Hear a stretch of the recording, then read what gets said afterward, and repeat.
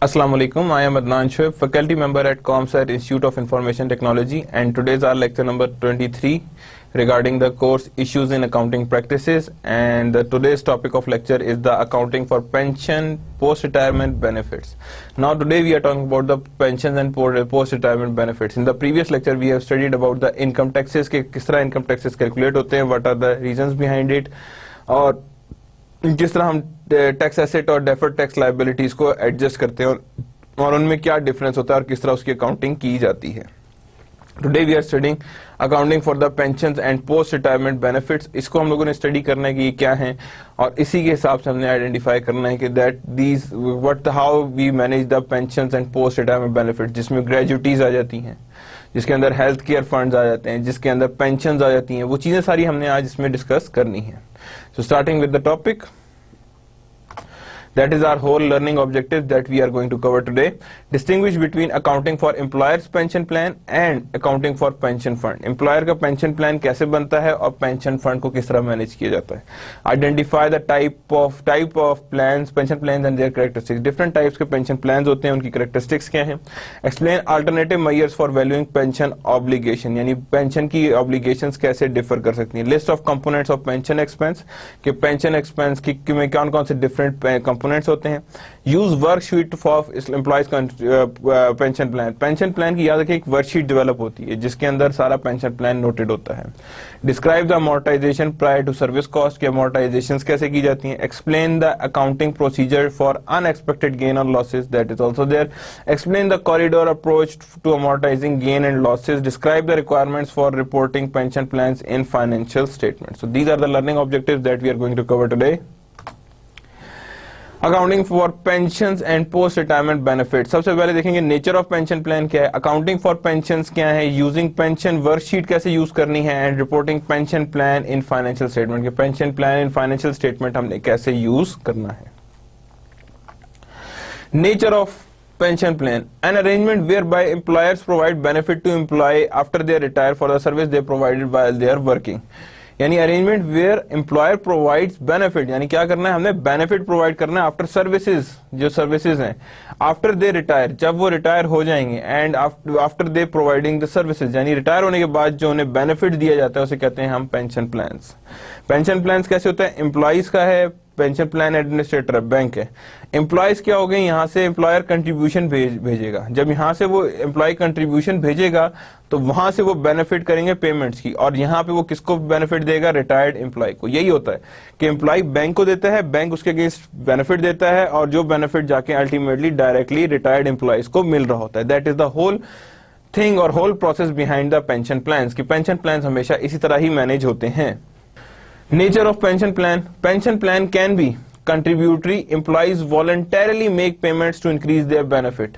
यानी क्या हो गया कि contribution सिर्फ pension plan के लिए आपकी तरफ से नहीं होता, ये दूसरी साइड से भी होता है, यानी in terms of employees और उनकी एम्प्लॉयर दोनों तरफ से ये कंट्रीब्यूशन आता है फॉर पेंशन प्लान. और एम्प्लॉइज बड़ी खुशी से ये देते हैं because to increase their benefit after retirement. Non contributory क्या होता है कि सिर्फ एम्प्लॉयर इसके लिए पेमेंट कर रहा है पेंशन प्लान के लिए, उसके अलावा कोई और पेमेंट नहीं कर रहा. क्वालिफाइड पेंशन प्लान्स का मतलब है ऑफर टैक्स बेनिफिट, यानी कि ये वो पेंशन प्लान है जिसमें टैक्स बेनिफिट्स ऑफर किए जाते हैं. Pension fund should be separate legal and accounting entity, यानी पेंशन प्लान और पेंशन फंड जो है वो सेपरेट होते हैं पेंशन प्लान से. पेंशन प्लान कंटिन्यूअसली चल रहा होता है, जैसे मंथली सैलरी होती है, पेंशन फंड वन टाइम मिलता है. तो यहाँ पे that is separate entry and pension plan is separate one. Qualified pension plan क्या होते हैं, ऑफर टैक्स बेनिफिट, ये टैक्स बेनिफिट आपको ऑफर करते हैं.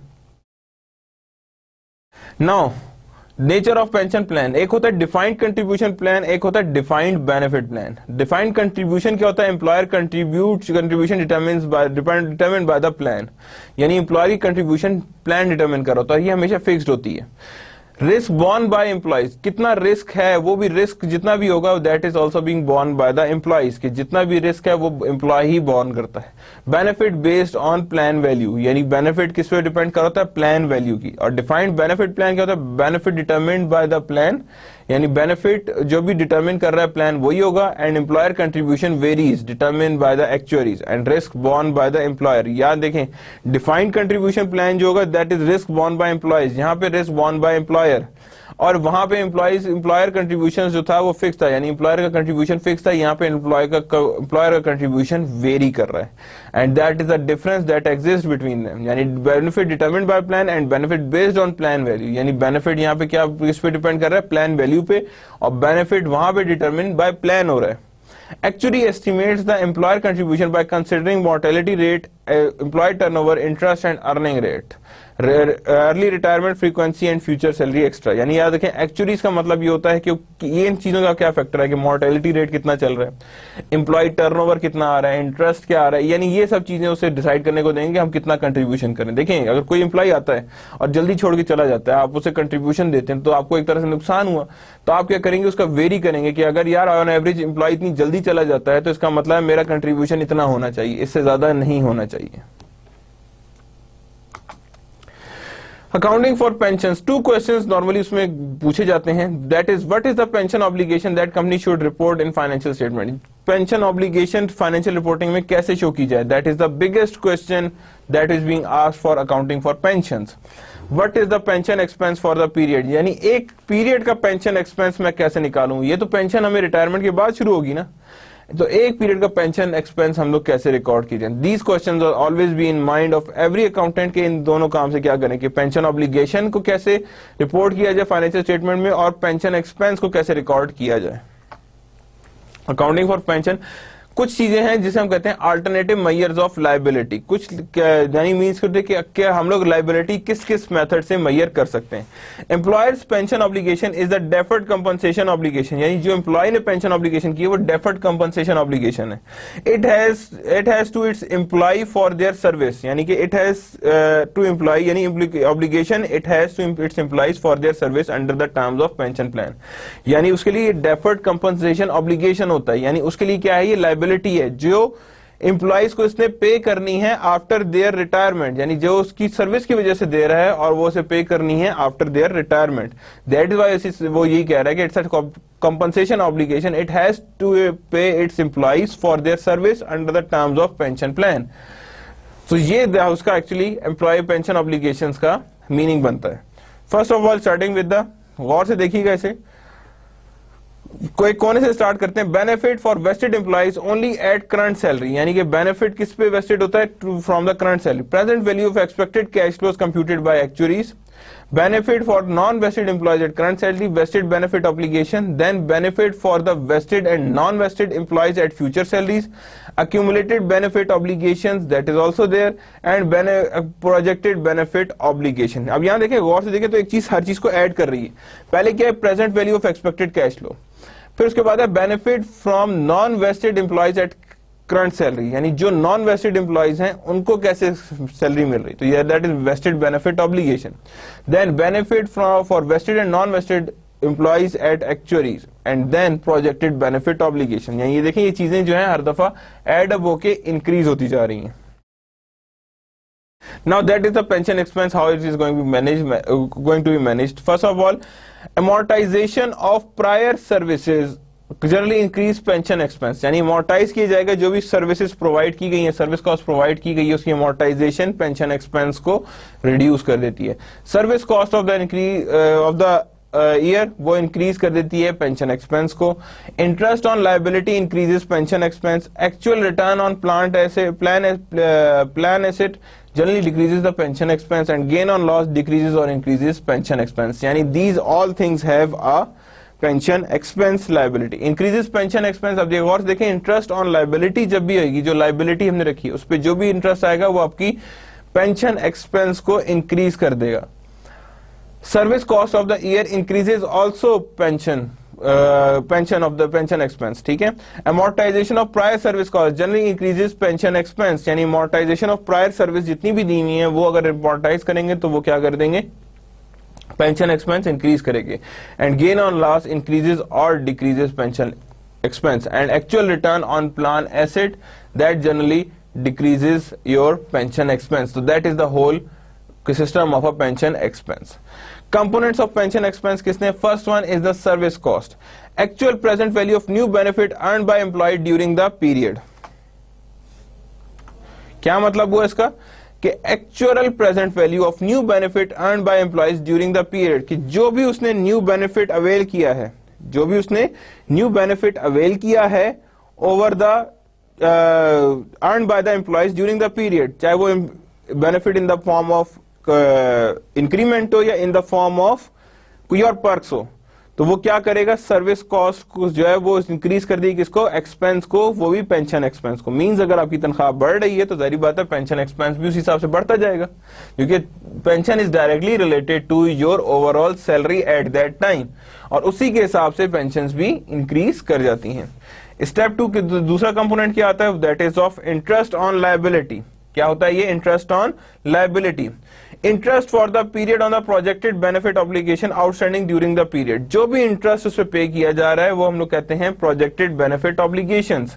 Interest rate settlement rate should be those based rate return on high quality fixed income investment currently available whose cash flow matches the timing and amount of expected benefit payment. इसे कहा जाता है interest rate. Now that interest rate is different from what we have studied before के interest rate actual में होते क्या हैं और किस तरह वर्क करते हैं। देखिए यहां पे भी गौर से अगर आप इसके ऊपर एनालाइज करें तो देखें, इंटरेस्ट रेट सेटलमेंट रेट या इंटरेस्ट रेट या सेटलमेंट रेट एक ही बात है, should be those based rate of return on high quality fixed income investment, यानी वो रेट उठाना है जो high quality fixed income investment में यूज हो रहा है। करंटली अवेलेबल, जो सामने अवेलेबल है, whose cash flow matches timing and amount of your expected benefit, जिसके कैश फ्लोज आपके एक्सपेक्टेड टाइमिंग एंड बेनिफिट से मैच करते हैं, उसे कहेंगे इंटरेस्ट रेट। और इसीलिए उससे ऊपर कह रहा है, देखें, interest for the period on the projected benefit obligation, या इंटरेस्ट फॉर द पीरियड जिसमें projected benefit obligation outstanding during the period, जितने देर वो आउटस्टैंडिंग रहेगा वो हमेशा आपके पेंशन एक्सपेंस को बढ़ा देगा, क्योंकि आपकी उसी हिसाब से वैल्यू भी इंक्रीज कर जाएगी। Actual return on plan asset, यानी कि जो भी हम लोग कहेंगे कि एक्चुअल रिटर्न हो रहा है ऑन प्लान एसेट, तो उसको किस तरह मैच करेंगे, इफेक्ट ऑन एक्सपेंसेस प्लस या माइनस दोनों होंगे।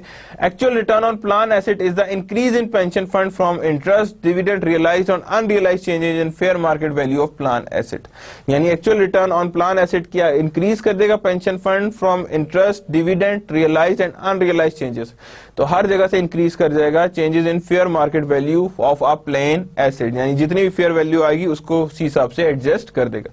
यानी for example actual return on plan asset is an increase in pension fund from interest.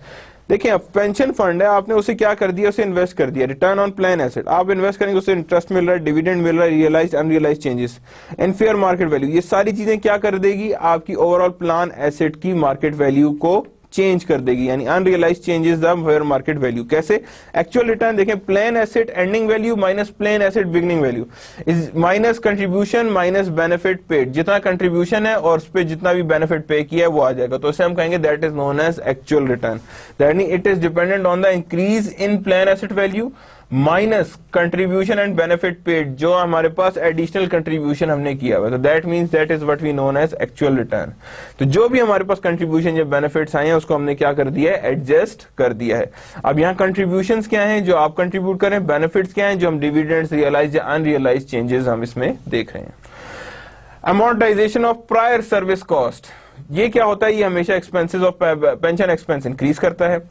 Plant amendment often increases benefit for services provided in a year. Company allocate the cost, prior service cost of providing these retrospective benefit to pension expense in future, specifically to remaining service years of the affected employees. वो कह रहे हैं कि सबसे पहले कह रहे company allocate the cost, company क्या करती है, एलोकेट करती है cost, prior service cost of providing those retrospective benefits to pension expense in future, जो वो प्रायर सर्विस कॉस्ट लेती है of providing the allocative benefit, जो क्या करती है, allocative benefit to pension expense in the future, यानी फ्यूचर में पेंशन एक्सपेंस जो भी सामने आता है, specifically to the remaining service years of effective employees, यानी जितने सर्विसेज रिमेन करती हैं उससे effective years of the employees हैं उसी के हिसाब से हम इसे चेंज करते हैं। Plan amendment often increase benefit, यानी प्लान के जितना भी अमेंडमेंट्स है often increase benefit and services provided. Amortisation of prior service cost, याद रखिएगा वो अमोर्टाइज जो है हमेशा पेंशन एक्सपेंस को इंक्रीज कर देती हैं, ये याद रखिएगा, दैट ऑलवेज इंक्रीजेस। और अमोर्टाइजेशन ऑफ प्रायर सर्विस क्या होती है, company allocate the prior service cost of providing the retrospective benefit, क्या करता है वो प्रोवाइड करता है एडिशनल, एलोकेट कर देता है of providing retrospective benefit to pension expense, यानी रेट्रोएक्टिव बेनिफिट आ जाता है in future, specifically the remaining service of the affected employees, यानी स्पेसिफिकली क्या होगा वो to the remaining service of affected employees, यानी कोई एक ऐसा होता है जो आप सर्विस आप ले लेते हैं जिसकी वजह से आपको उसकी पेंशन एक्सपेंस को इंक्रीज करना पड़ जाता है। There are many lots of services जिसकी वजह से आपका जो ओवरऑल जो यू कैन से कि आपकी वैल्यू इंक्रीज कर जाती है। जैसे आप प्रमोशन हो रहा है, अब प्रमोशन हो रहा है, प्रमोशन किस बेस पे हो रहा है, सर्विसेज की बेस पे हो रहा है। अब उसने कोई ऐसा काम किया जिसकी वजह से प्रमोशन हो रहा है, जब प्रमोशन होगा तो ऑटोमेटिकली कोई स्पेसिफिक सर्विस की वजह से उसकी सर्विस कॉस्ट भी इंक्रीज कर जाएगी। That's mean pension are also increased. Gain और लॉस, पॉजिटिव नेगेटिव दोनों रिलेशनशिप होते हैं। Volatility in pension expense can result from sudden and large change, यानी पेंशन एक्सपेंस में जब भी वॉलेटिलिटी होगी वो किस में से आएगी, sudden and large change in fair value of plan asset and by changes in projected benefit obligations. इन दोनों में चेंजेस आएंगी तो आपकी वॉलेटिलिटी नजर आएगी, gain and losses. Now that is known as the using a pension worksheet. Pension worksheet कैसे, journal entries हैं यहाँ पे, items, expense, cash, prior service, gain, losses, pension liability, जितनी भी हमने पढ़ी थी वहां पे आइटम्स वो सारे के सारे यहाँ लिखे हैं। प्रोजेक्टेड बेनिफिट ऑब्लिगेशंस भी लिखे हैं, प्लान एसेट भी लिखे हैं। The journal entries column determines the journal entry to be recorded, यानी जर्नल एंट्री जो है ये देख लें आप, पेंशन एक्सपेंस से लेके पेंशन एसेट लायबिलिटी तक जो है ये हमें जर्नल एंट्रीज को रिकॉर्ड करेगा in formal journal ledger. The memo record, जो कोने में गौर से देखें वो मेमो रिकॉर्ड है। The memo record column maintains balance of unrecognised pension items, वो रिकॉर्ड करेगा जो अभी तक अनरिकॉग्नाइज्ड पेंशन आइटम्स हैं। यूजिंग अ पेंशन वर्कशीट कैसे यूज करनी है, let's see an example so you have a clear idea कि हम किस तरह से यूज करेंगे। At January 1, 2012, BT company had a plain asset of 280,000. कितनी है BT कंपनी के पास, 280,000 के plain asset है, and projected benefit obligation of same amount, यानी इतना ही benefit obligation है same amount का। During 2012, service cost was 27,500. Service cost कितनी है 27,500, and settlement rate was 10%, and actual and expected return on plan asset were $25,000. Contribution were $20,000 and benefit paid were $17,500.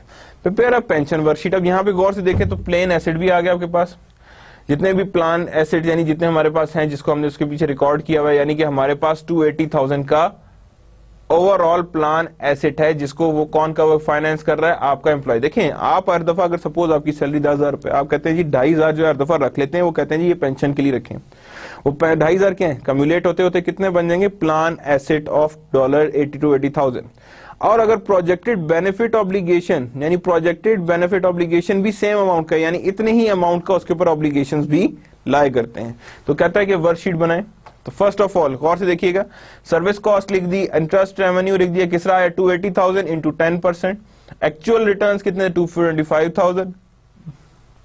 You see the actual run return, actual and expected plan asset were 25,000, तो वो क्या आ गया यहाँ पे pension expense में decrease लेके आया। Contribution कितना हुआ कैश का, that is of 20,000, as you can see that over there contribution were $20,000 and the benefit pay 17,500। 20,000 का बेनिफिट चल रहा है, बेनिफिट पेड जर्नल एंट्री क्या हो रही है यहाँ पे देखें तो 30,000 और 20,000 की एंट्री हो रही है, and total we have 10,500। Now this is how we are using the pension worksheet, इस तरह ही पेंशन वर्कशीट को हम यूज करेंगे, 30,500 and 20,000। Now in memo record you can see that first of all benefit obligation कितना था 280,000, plan asset भी 280,000 ही थे, 27,500 क्या आया हमारे पास सर्विस कॉस्ट आई, जिसकी वजह से हमारा प्रोजेक्टेड बेनिफिट ऑब्लिगेशन जो है वो इंक्रीज कर गया, बिकॉज पेंशन एक्सपेंस इंक्रीज गया तो बेनिफिट ऑब्लिगेशंस भी इंक्रीज कर गए। 28,000 भी हमने इंक्रीज कर दिया, 25,000 प्लान एसेट थे तो उसमें हमने क्या कर दिया 25,000 एडिशनल उसमें ऐड कर दिया, कंट्रीब्यूशंस भी उसमें ऐड कर दी तो 17,500 दोनों बराबर आ रहे। तो in other words 10,500 is my net liability, कितनी है 10,500 is my net liability. Now using the pension worksheet again, you can see that note the following about the worksheet. The balance of pension asset liability column should be equal to net balance in the memo record. यानी आप पीछे देखें तो कितना आ रहा है आपका एसेट liability column कितना आ रहा है 10,500, और वही net liability आनी चाहिए। equals to the net balance of memo record. This is the net funded position of a pension plan. If a credit balance pension liability, it has a debit balance. Yani if a credit balance pension is has a liability, if debit balance, that means it's a pension asset. For each transaction or event, debit must equals to the credit. Now amortization of prior service cost. अभी पढ़ी थी ना कि prior service cost किस तरह amortize होती है. तो let's see कि amortizations करनी किस तरह. Company should not recognize a retroactive benefit as an pension expense entirely in the year of benefit. सारे retroactive benefits जो हैं वो pension expense उसी entirely in the year of amendment नहीं record करने हैं, बल्कि आहिस्ता आहिस्ता उन्हें record करना है.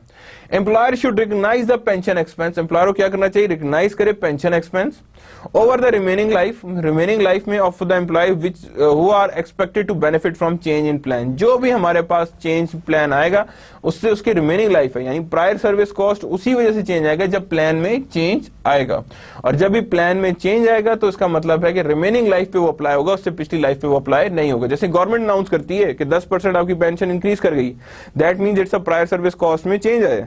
जब चेंज आए तो वो चेंज उसके बाद लगता है, उससे पहले पे नहीं लगता. अमोर्टाइजेशन मेथड क्या है? Board prefer year of service method and SF यानी कि जो मेथड है वो number 158 allows you to use straight line method. Using pension worksheet. Pension worksheet को देखते हैं. The following defined pension data of Redl corporation applies to the year. यानी Redl corporation का ये फॉलोइंग डाटा है, देखिएगा. प्रोजेक्टेड बेनिफिट ऑब्लिगेशन 560 है, plan asset कितना है 546,000, pension liability 13,800. On January 1 ridley corporation through plan amendment grant prior service benefit having a present value यानी 120,000. यानी थ्रू प्लान अमेंडमेंट्स जो हुई हैं, यानी प्लान अमेंडमेंट्स की वजह कितना चेंज आ रहा है? 120,000 का चेंज आ रहा है. Settlement rate 9,000, service cost 58,000, contribution कितना है 65,000, actual return on plant asset कितना है 52,280, बेनिफिट पेड टू रिटायरीज कितना है 40,000 and prior service cost amortisation कितनी है? That is 17,000. Prepare pension worksheet. Pension worksheet बनाते हैं. First of all starting with the pension liability कितनी थी? 13,800. हमने लिखा प्रोजेक्टेड बेनिफिट ऑब्लिगेशन 560,000 और plan asset is equal to 546,000. Then PSC देखें. पीएससी क्या था हमारे पास? That is of prior service cost. उसने पहले ही कह दिया कि वो प्लान अमेंडमेंट्स आई है जिस वजह से चेंज आया है, तो कितना था 120,000 का, तो ये आ गया 120,000. हमने कहा जी प्रोजेक्टेड बेनिफिट ऑब्लिगेशन अब इतनी अमाउंट से इंक्रीज कर दी, यानी इतनी अमाउंट हमें एडिशनल पे करनी है. Then we have a balance कितना आ गया 680 और 546. देन सर्विस कॉस्ट कितने की आ रही है? That is of 58,000. तो that is also being added, यानी ये भी ऐड हो जाएगी because it is also being a part of it. Interest कितना है 61,200 जो हमें उस प्रायर बेनिफिट ऑब्लिगेशन में मिला है, तो इसका मतलब है पूरा का पूरा बेनिफिट ऑब्लिगेशन बढ़ जाएगा. एसेट रिटर्न कितना हुआ 52,280, तो इसका मतलब है ये हम क्या कर देंगे? प्लान एसेट में से निकाल देंगे. Amortizations कितनी हुई है? That is of 17,000 on the pension expense and PSC for the 17,000 on the PSC expense. So both things are being included. तो यहाँ पे देखें तो प्लांट एसेट में कितना आ रहा है 52,280. Now one more thing आप लोगों को नजर आ रहा होगा इसमें, that asset returns are on the plan asset side and amortization of PSC. यानी amortization का मतलब PSC का मतलब ये है कि आपने उसे वक्त से के साथ साथ amortize भी करना है.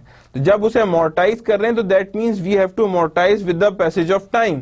और जैसे हमने PSC स्टार्ट में कितनी 1,20,000 थी, जिसमें सिर्फ 17,000 को हमने amortize किया है, यानी as a pension expense show किया. और कंट्रीब्यूशन कितना है कैश का? वो 65,000 है.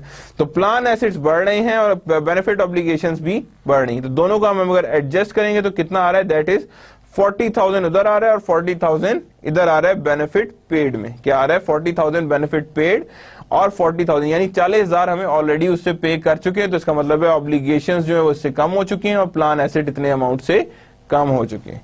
और जर्नल एंट्री कैसे बनेगी देखिएगा. Pension expense 83,000, 65,000, 103,000 and 121,920 and that leads to your overall December 1. अब यहाँ पे देखें तो यहाँ पे क्या आ रहा है 135,720 आ रहा है and that is the net difference between the liability, यानी कि आपकी अभी भी प्रोजेक्टेड बेनिफिट ऑब्लिगेशन ज्यादा है प्लान एसेट्स कम है, तो that is known as net liability. अगर इसका रिवर्स होता तो हम कहते दैट इज नेट एसेट, कि हमारे पास जो उसके बिहाइंड एसेट्स हैं वो ज्यादा हैं, ऑब्लिगेशन हमारे पास कम है।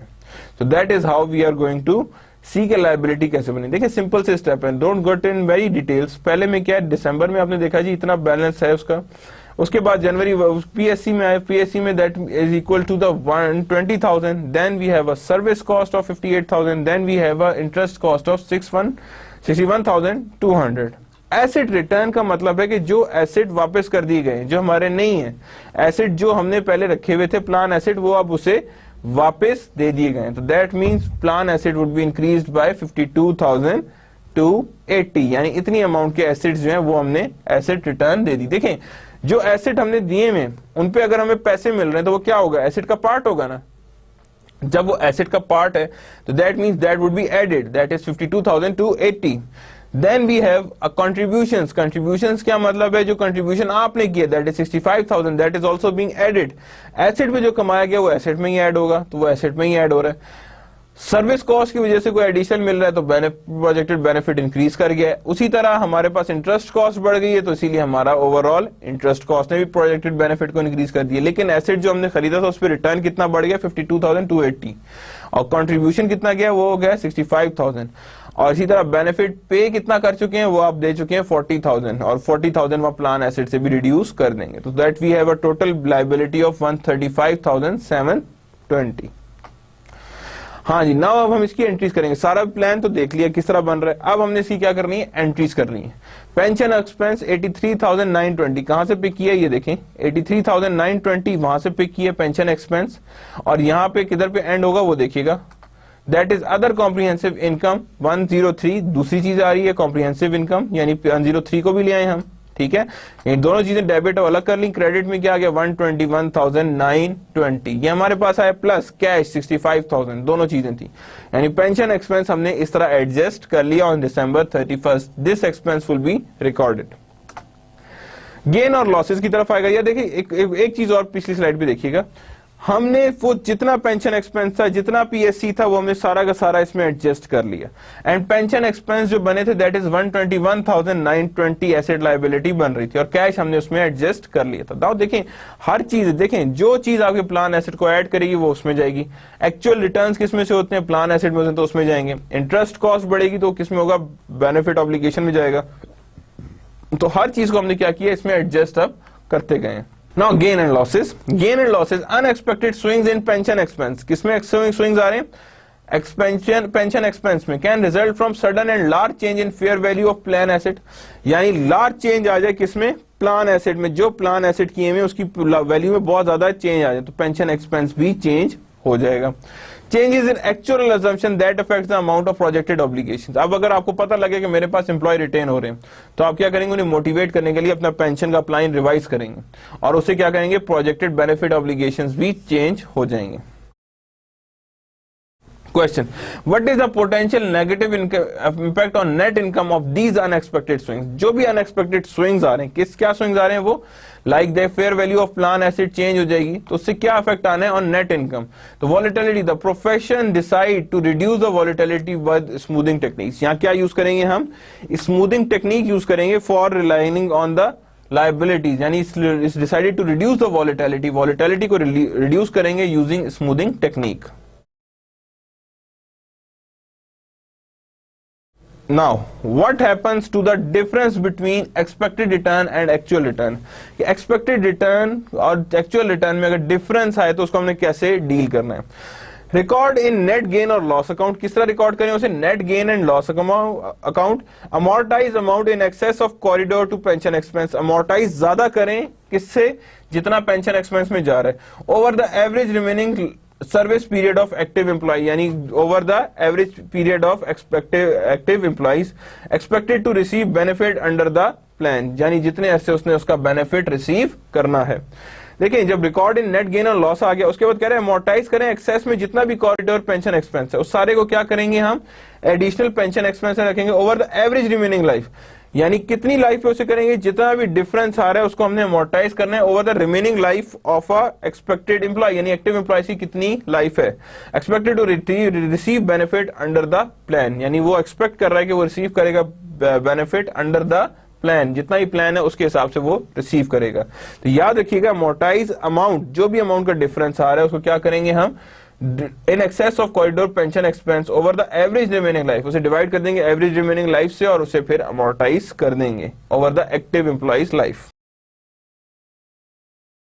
Now What happens with unexpected gain or loss from change in projected benefit obligations, यानी कि क्या होगा जब projected benefit obligations में changes आएंगी। Record in net gain or loss account, यानी क्या करेंगे उसे net gain or loss record करेंगे। Amortize amount in excess corridor and again service of the life में उसे रिकॉर्ड कर लेंगे, यानी अमोर्टाइज करेंगे आहिस्ता आहिस्ता, फौरन ही सारा रिकॉर्ड कर देंगे, अमोर्टाइज करके उसमें एड अप करते जाएंगे, यानी प्रोजेक्टेड बेनिफिट ऑब्लिगेशंस में एड अप करते जाएंगे। यानी कि अगर गेन या लॉसेज हो जाए in change in projected benefit तो वही है over the average remaining service period life of employees expected to receive benefit under the plan, यानी कितने लाइफ है उसकी जिसमें वो रिसीव करेगा benefit plan.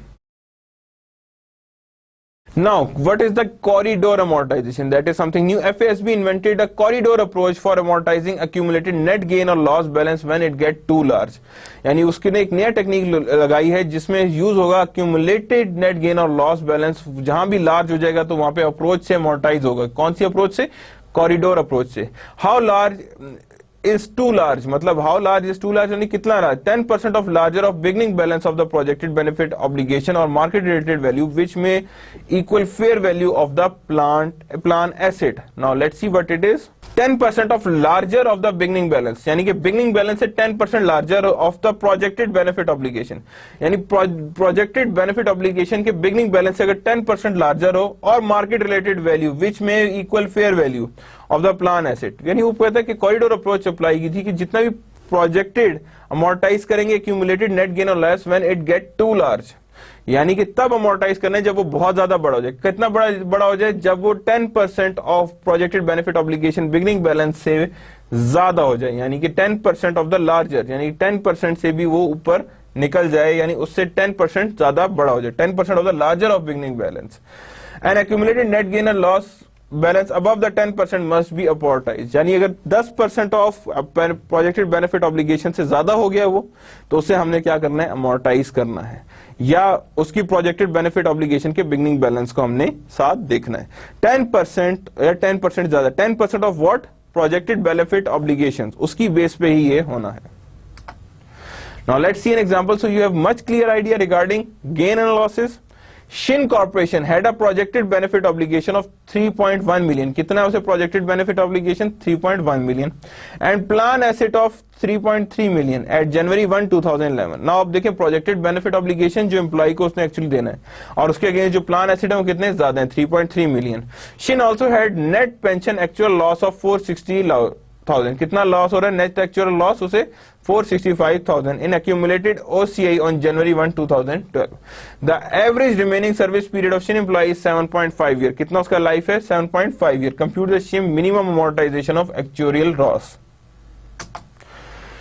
Compute Shin amortization of loss कैसे आ रहा है? Projected benefit obligation 3.1, plan asset 3.3, 10% corridor percentage कितना आ रहा है? That is of 330,000. तो इसका मतलब है 10% से अभी ये क्या है? लोअर है। Accumulated loss कितना कर चुकी है? 465,000 कर चुकी है। तो that excess loss subject to amortization कितना ज्यादा लॉस है? 135,000। उसको एवरेज नंबर ऑफ लाइफ से डिवाइड कर दिया। amortization टू पेंशन एक्सपेंस कितनी होगी? 18,000 उसकी क्या होगी? अमोर्टाइजेशन एक्सपेंस होगी, यानी इतने अरसे में वो अमोर्टाइज होता रहेगा। तो these all things are included in Shin amortisation of loss, कि जितनी भी शिन अमोर्टाइजेशन ऑफ लॉस है वो सामने नजर आए।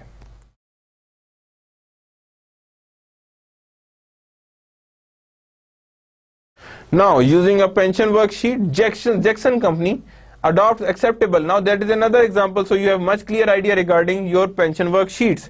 Jackson Company adopt acceptable accounting for its defined benefit pension plan, यानी उसने अडॉप्ट किया acceptable accounting for benefit pension plan on January 1 with the following beginning balance plan asset is of 200,000, projected benefit obligation 2.5 lakh, other data is as follow.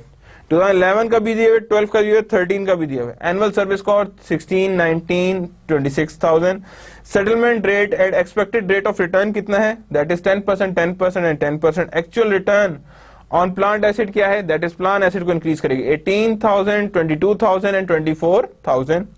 Benefit paid 14, 16,400, 21,000। Prior service cost कितनी, 160,000। Amortisation of prior service cost कितनी है, 54,400 and 41,600 is your overall amortization. Change in actual assumption, that is 20,000 and that is of average remaining life 15, 15, 15 years. Now what we are going to do, we are going to develop a pension worksheet for each of the year.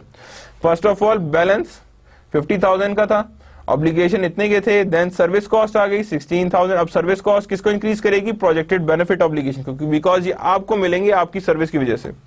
Interest revenue भी projected benefit को increase करेंगे। Return on asset किसको लेके जाएंगे, वो लाएंगे plan asset को। Expected loss कितना है हमारे पास 2,000, तो हमारे का गेन और लॉस एस्टिमेटेड कितना हो गया, दैट इज 2,000। कंट्रीब्यूशन 16,000 हुआ, तो दैट मींस प्लान एसेट 16,000 से इंक्रीज कर गए। बेनिफिट पेड कितना है, 14,000 ऐड निकल गया बेनिफिट जो, यानी प्रोजेक्टेड बेनिफिट ऑब्लिगेशन में से, और प्लान एसेट उसमें से रिड्यूस हो गया।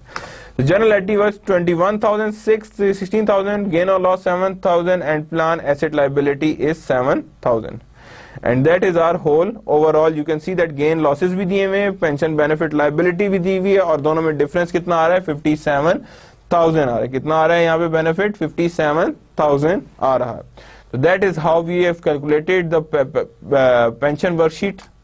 Now entry would be the gain pension expense 21,000, here it is, you can see that. Then it's a gain and loss of 22,000, वो हमने किया। देन कैश और पेंशन एसेट लायबिलिटी को किसने क्या कर दिया, हमने क्रेडिट कर दिया है। Then 2012 again prior service cost जाएगी। Then again you can see that अब यहाँ पे गेन और लॉसेस क्या थे, 2,000 एडेड थे, तो हमने क्या किया, नेक्स्ट ईयर भी वो गेन लॉस को आगे फर्दर लेके आए हैं, तो दोनों को ऐड किया। एडजस्टेड बैलेंस आ गया, सर्विस कॉस्ट 19,000 ही ऐड हुआ, इंटरेस्ट ऐड हुआ, रिटर्न ऑन एसेट जाके किसमें होगा, प्लान एसेट में ऐड होगा, और प्लान एसेट में हुआ तो equals to 54,400। Amortization of PSC वो भी अलग से जाएगा, क्योंकि अमोर्टाइजेशन ऑफ पीएससी हो रही है, यानी जो प्रायर सर्विस कॉस्ट है वो आहिस्ता आहिस्ता पूरी हो रही है।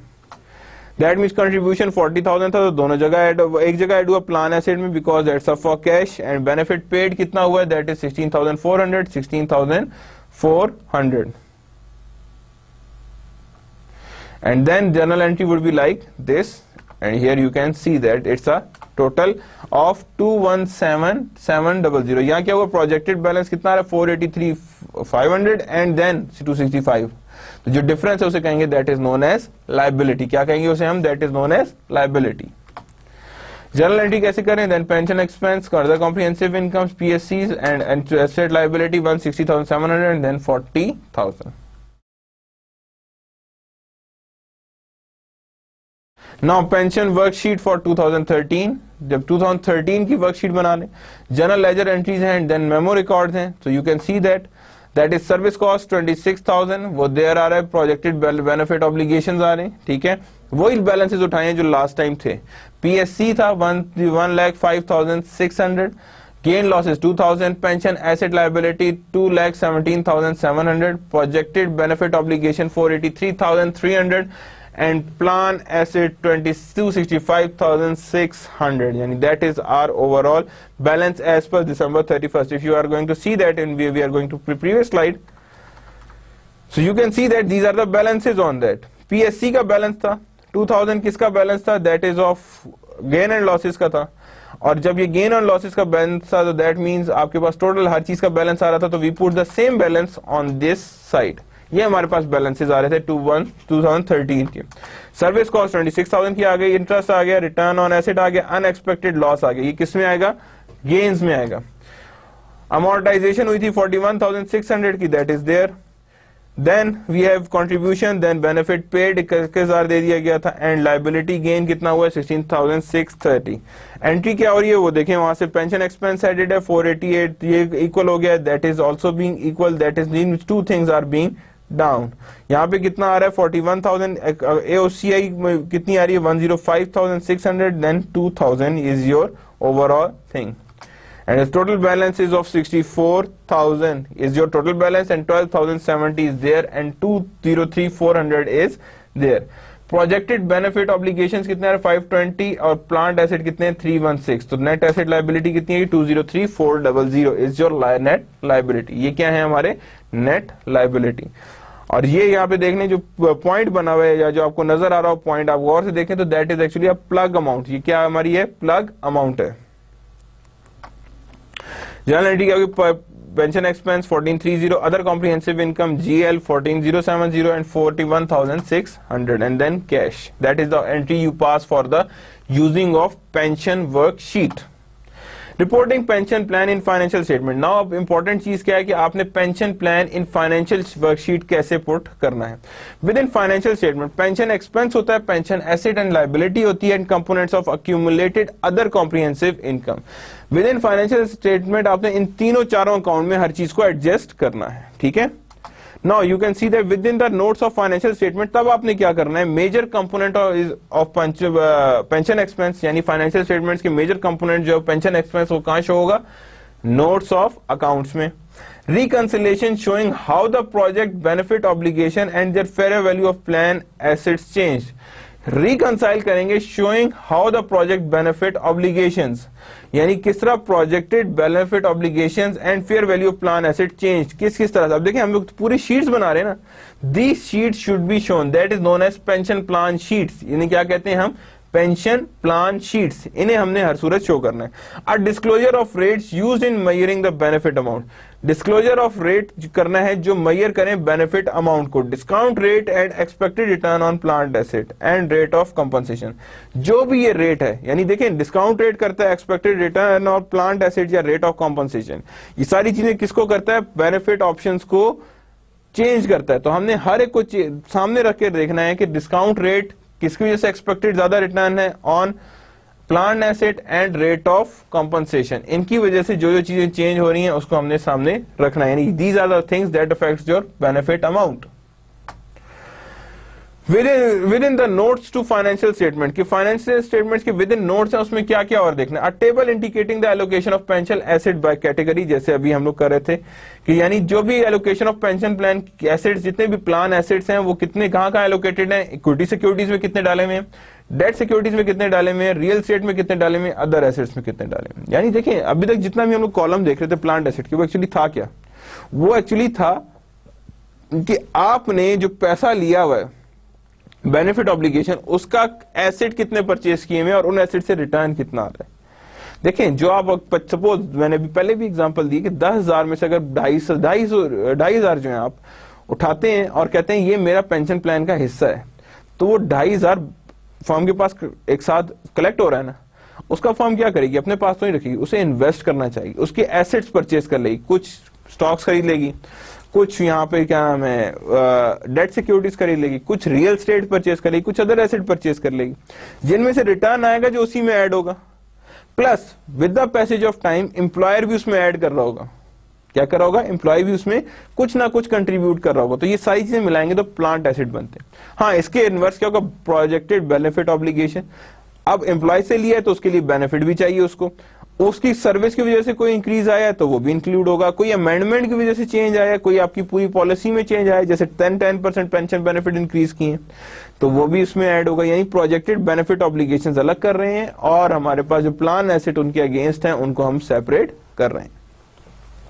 The expected benefit payment to be paid to current plan participant, यानी जो भी benefit payment to be paid to current plan participant for each of the next 5 fiscal year and in aggregate for the 5 fiscal year thereafter, also is required to disclose in the company's best estimate of expected contribution to be paid to the plan during the next year। यानी कि ये चीजें भी आपने disclose करनी कि the expected benefit payment to be paid to current plan participant, कितना अभी तक बेनिफिट पेमेंट कर सकते। देखिए हम लोग क्या लिखते थे नीचे, अभी पिछले जब हमने 3 साल की बनाई है पेंशन प्लान की, तो उसमें हम नीचे लिखते थे क्या होता था, बेनिफिट पेड, कि कितना पे कर चुके हैं for each of the next 5 year, यानी कितना आपने expected to be paid in next 5 year, कितना हमने उसे नेक्स्ट 5 ईयर पे करना है। ये तो अभी क्या था 2011, 12 और 13 का दिया हुआ था। अगर नेक्स्ट 5 ईयर का निकालना है एक्सपेक्टेशन, तो आपने वो भी निकालनी है। And aggregate for the 5 fiscal year thereafter, यानी उसके बाद का भी एग्रीगेट बनाने के अंदाजन कितनी अमाउंट नेक्स्ट 5 ईयर्स में निकालेगा। Also required is disclosure of company's best estimate of expected contribution, company का जो बेस्ट एस्टिमेट हो गई, इससे अभी हमें फर्दर कंट्रीब्यूशन और कितना करना पड़ेगा। To be paid to the plan during the next year, यानी कि कितना हमें एडिशनल कंट्रीब्यूशन करना पड़ेगा नेक्स्ट ईयर में, तो that is also being included in it. Now, within the notes of financial statements और चीजें भी इंक्लूड होती हैं इसके अंदर। The nature and amount of change in the plan asset and benefit obligation recognized in net income and other comprehensive period, किस nature का income में अमाउंट ऑफ चेंज आया इन प्लान। अब हम इसमें लिखते हैं कि गवर्नमेंट का इंक्रीज आया 10%, या कोई और चेंज आया है, या कोई और पॉलिसी में चेंज आया, तो उसको हम लोग कहेंगे किस नेचर का बेनिफिट चेंज आया, जिसकी वजह से plan asset and benefit obligation recognize करने पड़ रहे हैं, यानी ये दोनों इंक्रीज या डिक्रीज करने पड़ रहे हैं इन net income.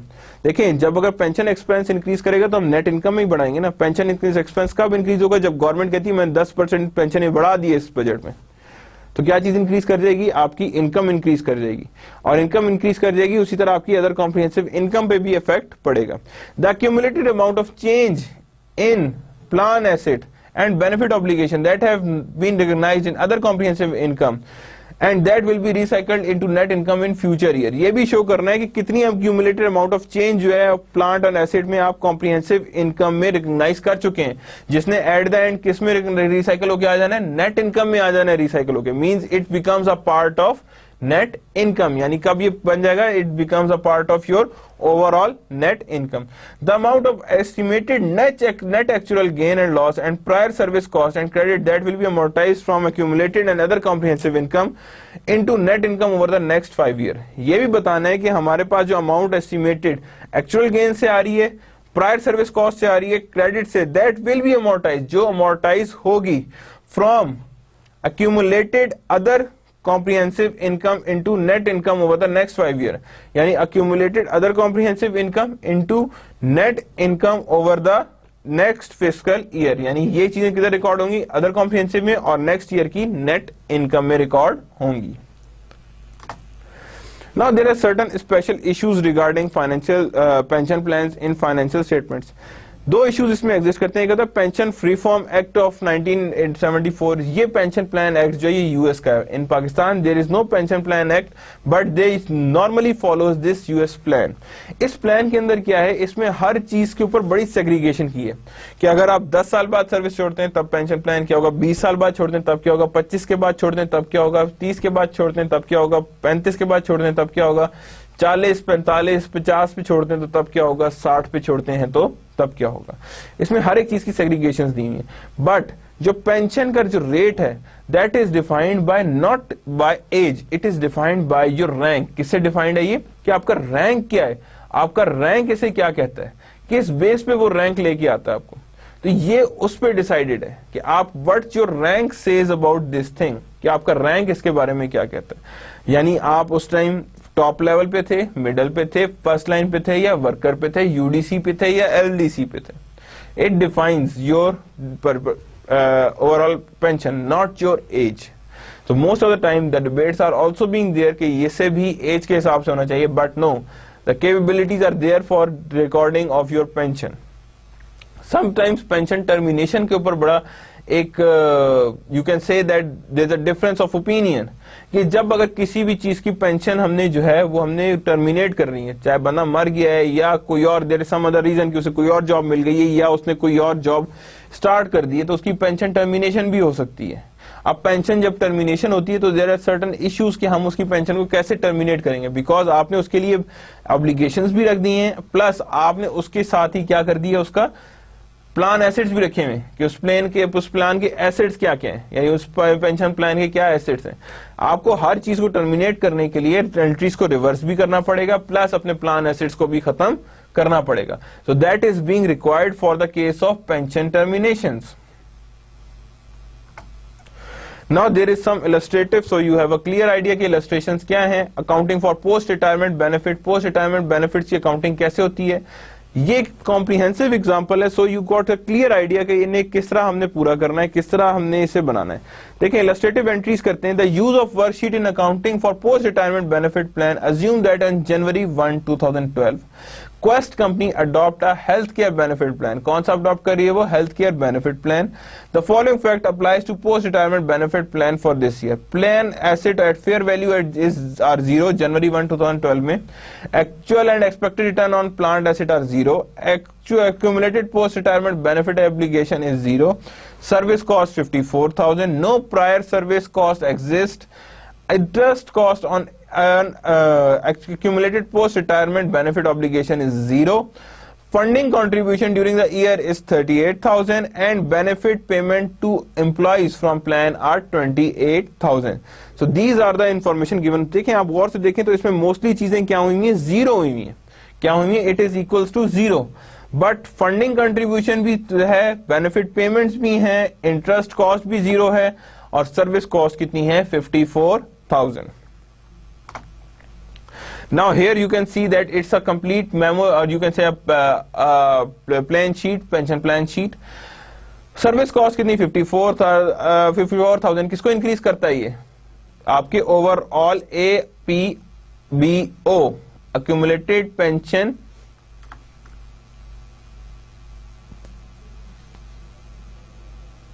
benefit obligation, accumulated pension benefit obligation, APBO. ठीक है. So remember that accumulated pension benefit obligations, यानी that is also being a pension obligations जो हम लोग पहले बात करते रहे, तो उसमें आ गया ये क्रेडिट हो गया. कॉन्ट्रीब्यूशंस जो कैश हुए हैं वो उसमें किस में आएंगे? प्लान एसेट में जाएंगे. बेनिफिट्स कितने के हुए हैं? दैट इज ऑफ 28,000 के उठाए हैं तो वो हमने इसमें से डेबिट कर दिया, उधर से हमने क्रेडिट कर दिया. जर्नल एंट्री करेंगे तो कितने की? एक्चुअल पोस्ट रिटायरमेंट एक्सपेंस की 54,000 की करेंगे. कैश की कितने करेंगे? 38,000 क्रेडिट की करेंगे. तो that accumulates to the form overall 16,000 post retirement asset और लाइबिलिटी. क्या कहेंगे इसे हम? पोस्ट रिटायरमेंट एसेट और लाइबिलिटी. तो गौर से देखें तो यहाँ पे कितना आ गया? ये almost you can see that it 16,000 the difference between accumulated annual post retirement expense and cash. जितना भी एक्सपेंस देना था और उसमें से जितना कैश दिया, जो डिफरेंस आएगा उसे हम क्या कहेंगे? That is on the credit side post retirement asset and liability. यानी इसे हम क्या कहेंगे? ये लाइबिलिटी है जो अभी हमने पे करनी है पोस्ट रिटायरमेंट एक्सपेंस के लिए, यानी 16,000 पे करने, जिसमें सिर्फ हमने 38,000 अभी हमने कैश गिवन है. That is means that is related to post retirement liability. और वो आई हमारे पास 16,000 इज योर बैलेंस. ये हमारे पास आई. देखिए पोस्ट रिटायरमेंट बेनिफिट और लाइबिलिटी का मतलब ये होता है दैट इज कि ये जितना भी एसेट अभी हमारे पास पड़ा है या लाइबिलिटी में, मींस पोस्ट रिटायरमेंट एक्सपेंस इतने का हुआ है, कैश इतने का गया है, तो इसका मतलब है that is of journal entry. Contribution किसकी तरफ से गया है? ये आपकी क्यों गया है? एम्प्लॉयर की तरफ से. अगर एक्सपेंस जो था वो कितना होना था? 54,000, उसके इक्वल जाता तो यहाँ 0 हो जाता, लेकिन ये उसने कैश इसका कम पे किया है और पोस्ट रिटायरमेंट एक्सपेंस ज्यादा है. ठीक है. So the entry would be 54,000, cash 38,000. As we have seen that post-retirement asset liability is 16,000. That is your journal entry. Illustrative accounting entries कहते हैं recognition of gain and losses. Gain and losses represent the changes in ABPO and accumulated post-retirement benefit obligation or the value of plan asset. Gain and losses are recorded in other comprehensive income. कहाँ record होते हैं? Other comprehensive income. Two approaches थी जो हमने already पढ़ी थी. One is known as corridor approach and other one is known as amortization method. Two methods are there जिसके through हम लोगों ने इसको comprehensive income को, gain and losses को रिकॉर्ड किया था. Further illustration देखते हैं. The following facts apply to the post-retirement benefit plan for Quest Company. Accumulated return on asset कितना है? 600. Expected return on plan asset कितना है? $800. देन हमारे पास discount rate is 8%, increase in ABPO accumulated post retirement benefit obligation due to change in actual assumption is $60,000. Service cost is $26,000. Funding contribution during the year are $18,000. Benefit payment to employees during the year are $5,000. यानी benefit payment average remaining service is expected to retirement is 25 years. यानी these are the things जिसके through हम लोगों ने इसकी valuations करनी है. अब यहाँ पे एंट्री कर रहे हैं, देखिएगा. सबसे पहले सर्विस कॉस्ट आ गई, सेम उसी तरह जाएगी ABPO में लगी जाके, ठीक है ना. उसके बाद हमारे पास क्या आ गया यहाँ पे. अब यहाँ पे देखिए बैलेंस ऑन जनवरी लिखा हुआ है. बैलेंस पीछे क्या था वो देखें, यहाँ पे बैलेंस इसने यहाँ पे गिवन होगा कि यहाँ पे कितने का बैलेंस वो साथ लेके चला है, दैट इज ऑफ 26,000 का चल रहा है, ठीक है. यानी जो हमारे पास थे ऑलरेडी कितना आ गया. देन हमारे पास पोस्ट रिटायरमेंट बेनिफिट कितना आ रहा है, दैट इज ऑफ 16,000. यानी वो यही चीजें लेके चल रहा है जो हमारे पास पिछली चीजों में ये इंक्लूडेड था, यानी वो जो हमने जो अभी यहाँ पे हमने बनाई थी, that is the same thing. वो देखें यहाँ पे 26,000 memo record, this everyone is there in this slide of previous.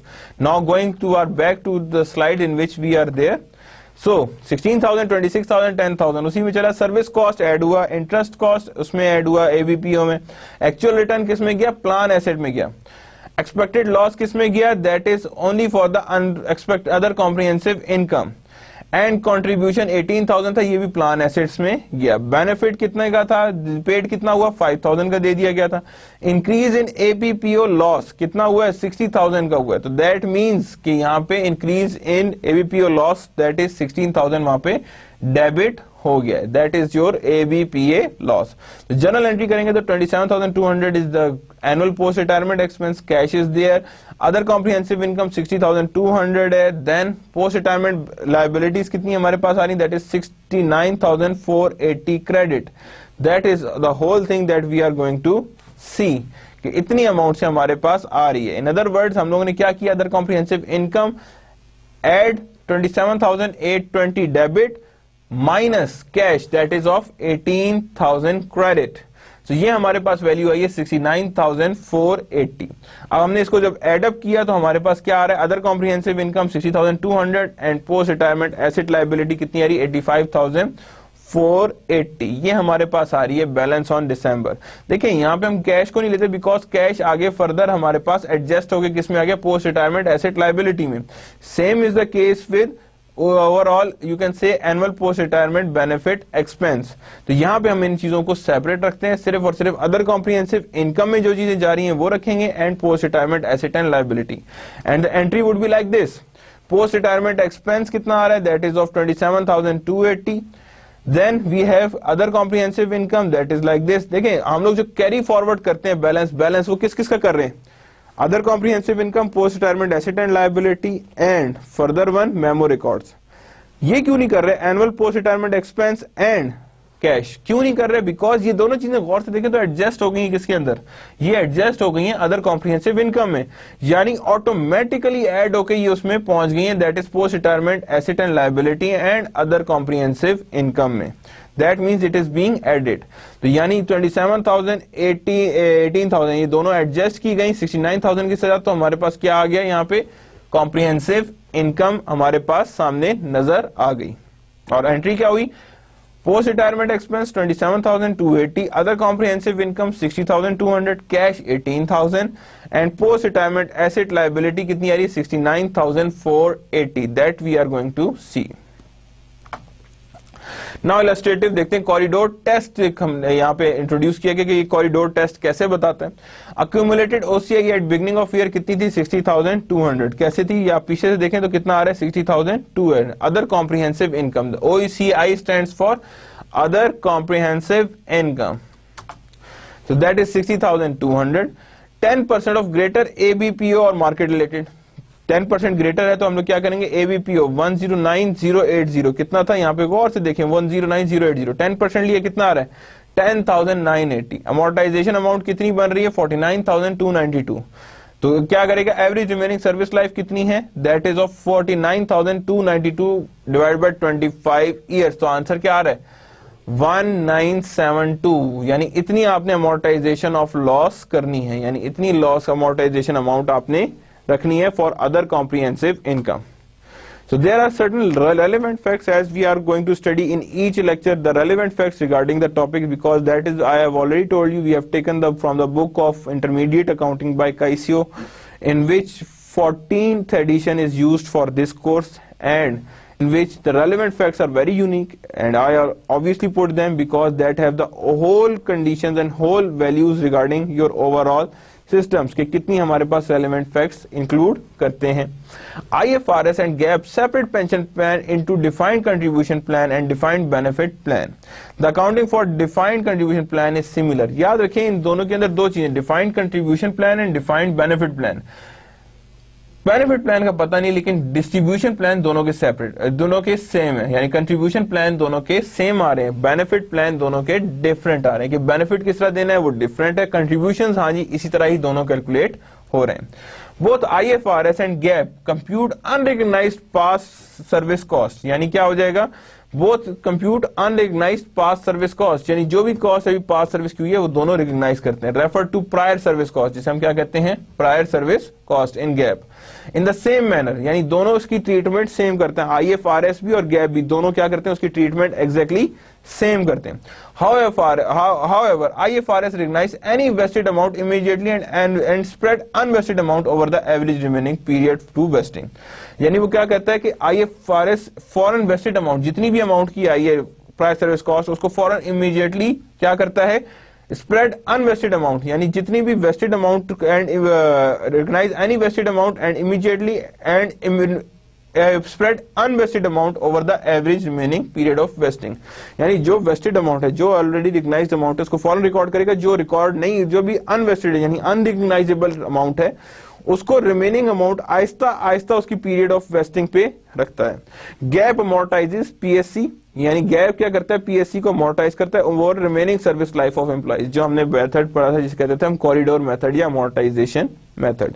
लेकिन जो IFRS है, जो वेस्ट यानी रिकॉग्नाइज हो चुकी है अमाउंट, उसको फॉरन रिकॉर्ड करता है, जो अनरिकॉग्नाइज्ड है उसको रिमेनिंग आहिस्ता आहिस्ता स्प्रेड कर लेता है over the life of period of vesting, यानी जितनी पीरियड तक वो होती रहेगी. Then under IFRS, companies have a choice of recognizing actual gain or losses in a income immediately, यानी कंपनी के पास चॉइस होता है कि रिकॉग्नाइज करें actual gain and losses in income immediately, इधर नेट इनकम और अदर कॉम्प्रिहेंसिव इनकम, और amortising them over the expected remaining working life, या अमोर्टाइज करने over the expected remaining working life of employ. GAAP does not permit choice, actual gain and losses are reported in accumulated other comprehensive income, यानी GAAP के अंदर choice नहीं कि net income या other comprehensive income में से किसी में आप शो करें, वो कहता है कि सिर्फ और सिर्फ कहां शो करें, उसे कॉम्प्रिहेंसिव इनकम में शो करें. And amortise to income over remaining service life, और जो भी अमोर्टाइज होगी तो बाकी amortise to income over remaining service life, और सारी अमोर्टाइज करते हैं income over remaining service life पे. For defined balance plan, gap recognise a pension asset और liability as funding status of the plan, यानी क्या करते हैं, for defined benefit plan gap और IFRS दोनों कहते हैं पेंशन एसेट एज और liability as defined funded state of plan, defined benefit obligation minus fair value of plan, यानी defined benefit obligation minus fair value of plan, तो इसे हम कहेंगे funded status of plan. IFRS recognise funding status net of unrecognised unrecognised past service cost and unrecognised net gain loss, यानी वो इस तरह recognise करता है that is past net unrealized past service cost and unrealized net gain or loss. So that means IFRS recognize RF as a net unrecognized past service cost and unrecognized net gain loss, यानी इस तरह वो recognise करता है funded status को, जबकि gap क्या करता है, ऑब्लिगेशंस एंड प्लान एसेट को, यानी fair value of plan asset को माइनस कर देता है ऑब्लिगेशन से, जो वैल्यू आती है उसे कहता है funded status of plan.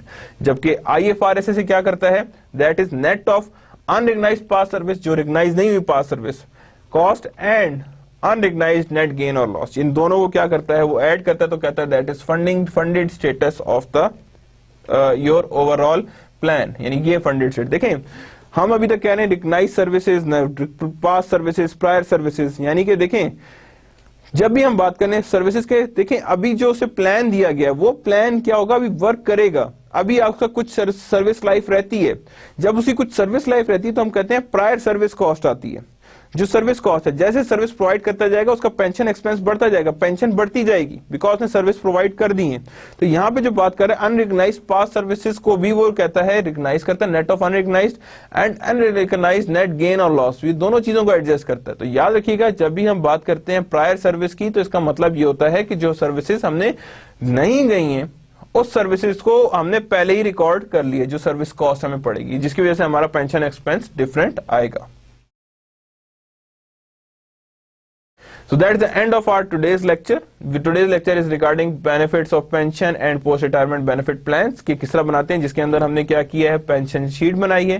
Pension sheet को कम्प्लीटली हमने फिर एनालाइज किया कि क्या पेंशन शीट्स होती हैं, किस तरह हम लोगों ने उससे बनाना है, जिसके अंदर प्रायर सर्विस कॉस्ट होती है, एक्चुअल रिटर्न्स होते हैं, एक्चुअरियल्स होते हैं, रिमेनिंग लाइफ्स होती हैं, और उन रिमेनिंग लाइफ्स को कैसे एडजस्ट किया जाता है वो भी लिखा गया है। Then we have the balance of other comprehensive incomes and asset liability plans, then we also adjust the pension obligations and then plan assets, then all these things are included in these things and your pension plan sheets, और उसी sheet को हमने use करते हुए वहां से pension plan बनाते हैं।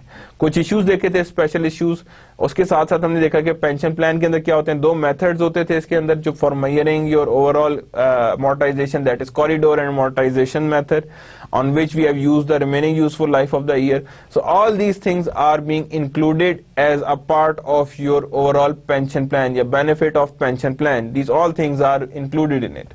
So that includes and form that this is your complete lecture of benefit and pension plan. So that's the end of the today's lecture. Allah Hafiz.